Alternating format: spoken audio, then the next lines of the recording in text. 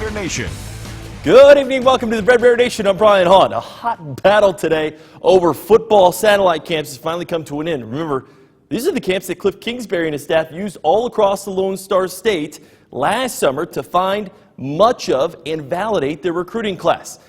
Now, the images coming out of such camps usually of a shirtless Harbaugh or an angry SEC. What does this all mean for Texas Tech, though? Here's Red Raider Nation's Andrew Doak with the full story.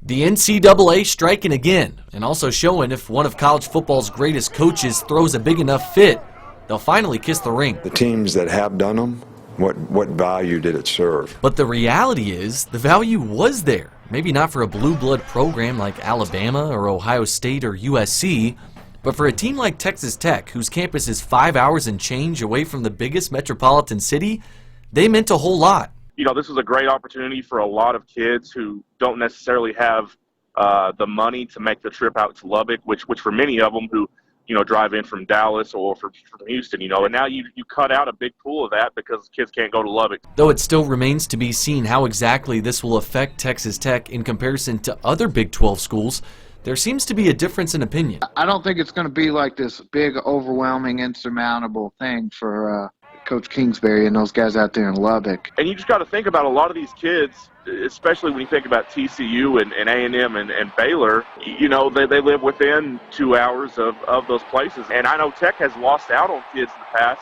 because of that. Now, while it still might be up for debate between the Blue Bloods and the rest of the Power 5 schools, just what exactly the benefit is of these satellite camps, I can tell you that Coach Kingsbury has told me before that something they've employed over the last couple of years is making sure to see players perform in person before ever signing them on. That's something he actually credits his own defensive coordinator, David Gibbs, for bringing to the table when he first got to Lubbock.